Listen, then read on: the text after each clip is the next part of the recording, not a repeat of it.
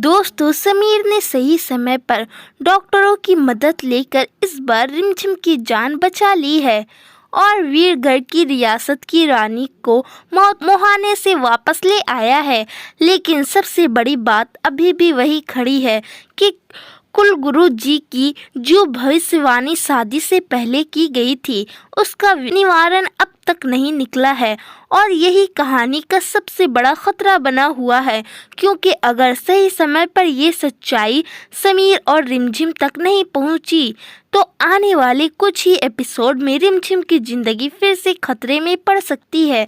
Serial की कहानी वहीं से आगे बढ़ती है, जहां समीर रिमझिम को अधमरी हालत में उठाकर महल के कमरे में लाता है और उसे बिस्तर पर लेटा देता है।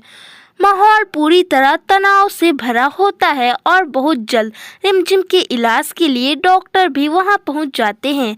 समीर की कोशिशों से रिमझिम की जान तो बच जाती है, लेकिन उसके चेहरे पर अब भी चिंता साफ दिखाई देती है। इसी बीच महल में एक खास रस्म की तैयारी शुरू होती है, जहां दूल्हा और दुल्हन को अपने नए जीवन की शुरुआत के लिए लाल रंग में हाथ डुबोकर सफेद कागज पर अपनी छाप देनी होती है। ये रस्में उनके रिश्तों की पहचान बनती है और सबकी नजरें उसी पर टिकी होती है। एक तरफ समीर और अमायरा इस रस्म को पूरा करते हैं और अपने हाथों की छाप देकर रिश्तों पर मोहर लगा देते हैं, लेकिन तभी कहानी में बड़ा ट्विस्ट आता है जब रिमझिम अपनी मौसी सुनंदा के साथ वहां पहुंचती है और बिना कुछ कहे वो भी उसी जगह अपने हाथ की छाप दे देती है। ये देखकर सब चौंक जाते हैं और समीर खुद हैरान रह जाता है।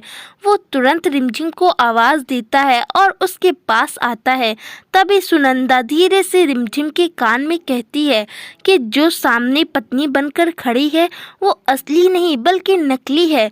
ये बात सुनते ही माहौल और भी ज्यादा गमगीन हो जाता है और समीर सीधे सुनंदा से सवाल करता है कि आखिर वो किसके बारे में नकली कह रही है। अब कहानी उस मोड़ पर पहुंच चुकी है जहां सच सामने आने ही वाला है, लेकिन ये सच किस तरह सामने आएगा और क्या अमायरा और मोहिनी बुआ का खेल खत्म होगा या फिर यह साजिश अभी और आगे बढ़ेगी, ये देखना आगे बेहद दिलचस्प होने वाला है।